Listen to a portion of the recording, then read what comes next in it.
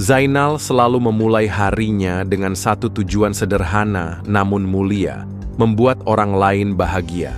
Ia percaya bahwa kebahagiaan sejati datang dari memberi, dan sejak usia muda, ia mengembangkan reputasi sebagai si penolong sejati. Tak pernah ada permintaan yang terlalu kecil atau terlalu besar baginya. Jika seorang teman mengalami kesulitan di tengah malam, Zainal akan muncul tanpa ragu, bahkan membawa kopi panas di tangan. Ia membawa smartphone kemanapun ia pergi. Sebuah simbol kesiapannya untuk selalu ada bagi siapapun yang membutuhkan. Namun di balik dedikasi tanpa henti itu, ada satu sisi dalam hidup Zainal yang tak pernah berhasil ia pahami, hubungannya dengan perempuan. Saat ini, ia sedang bersama seorang perempuan yang begitu ia cintai, yang kebahagiaannya menjadi prioritas utama dalam hidupnya. Ia membelikannya bunga, mendengarkan cerita-ceritanya tentang pekerjaan, dan memastikan semua hal kecil dalam hidupnya berjalan lancar. Tapi meskipun begitu, sang kekasih tetap merasa ada yang hilang.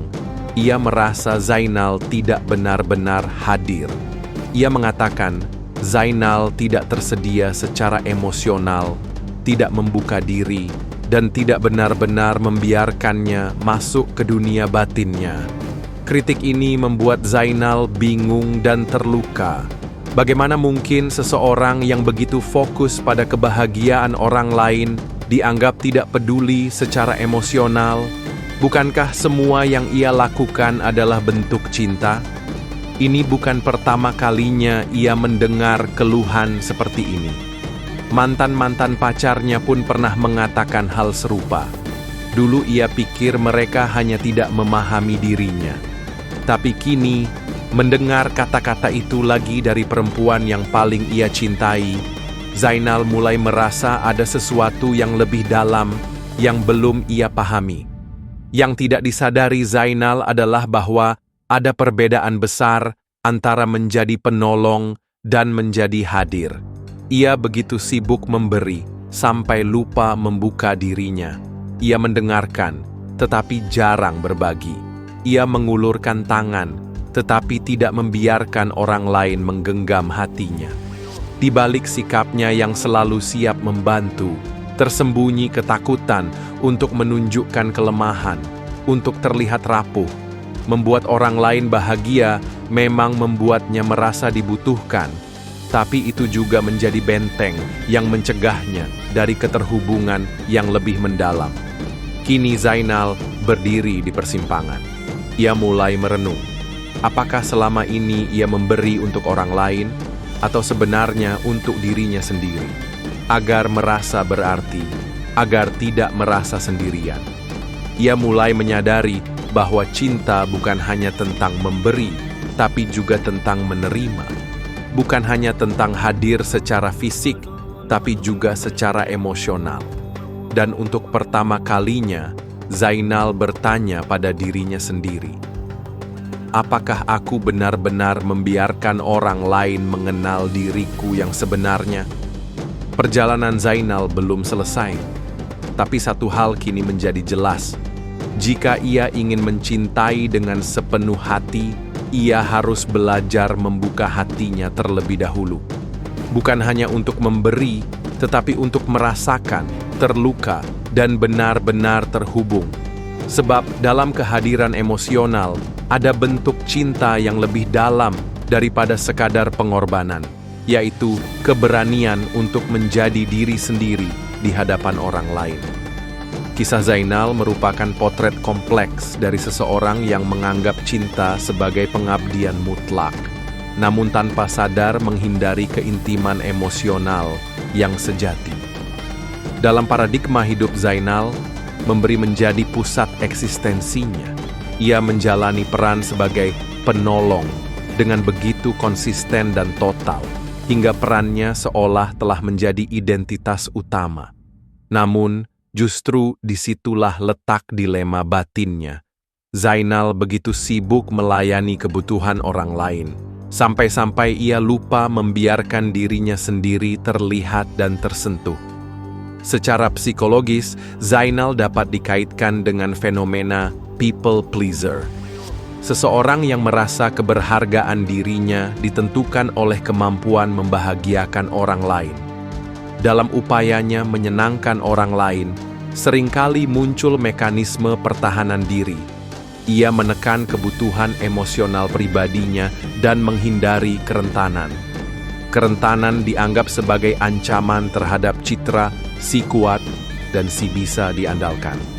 Padahal, dalam konteks relasi yang intim dan sehat, kemampuan menunjukkan sisi rapuh justru menjadi jembatan untuk kedekatan emosional yang otentik. Konflik utama dalam kisah ini muncul saat Zainal menyadari bahwa segala bentuk pengorbanannya belum cukup untuk memenuhi kebutuhan emosional pasangan. Ia memberi dengan tulus, tapi tidak membuka. Ia mendengarkan, tapi tidak bercerita. Hal ini menimbulkan paradoks. Seseorang yang tampaknya begitu penuh perhatian justru dianggap tidak hadir secara emosional. Ketidakhadirannya bukan dalam bentuk fisik, melainkan absennya jiwa yang bersedia membuka diri, memperlihatkan luka, dan menanggalkan topeng kepahlawanan. Situasi ini mencerminkan kesenjangan antara aksi kasih dan kehadiran emosional. Kasih yang hanya diwujudkan dalam bentuk tindakan tanpa keterlibatan batin dapat terasa hampa dan dangkal dalam hubungan yang membutuhkan kedekatan sejati. Zainal harus menghadapi kenyataan bahwa cinta bukan hanya tentang seberapa banyak ia bisa memberi, tapi juga seberapa berani ia membiarkan dirinya dicintai sebagaimana adanya, dengan segala ketidaksempurnaan dan sisi-sisi rentan. Proses refleksi yang dialami Zainal adalah awal dari transformasi emosional. Ia mulai mempertanyakan motif terdalam dari perilakunya. Apakah kebaikannya selama ini sungguh untuk orang lain, atau menjadi cara agar ia sendiri tidak merasa kosong? Pertanyaan ini sangat eksistensial karena menyentuh inti identitas dan harga diri. Ia mulai memahami bahwa menerima dan membiarkan diri dicintai membutuhkan keberanian yang sama besar dengan memberi. Dalam konteks relasi, perubahan Zainal akan membutuhkan proses panjang. Belajar hadir secara emosional berarti mengembangkan kesadaran diri, belajar mengenali perasaannya sendiri, dan membangun keintiman dengan berbagi pengalaman batin.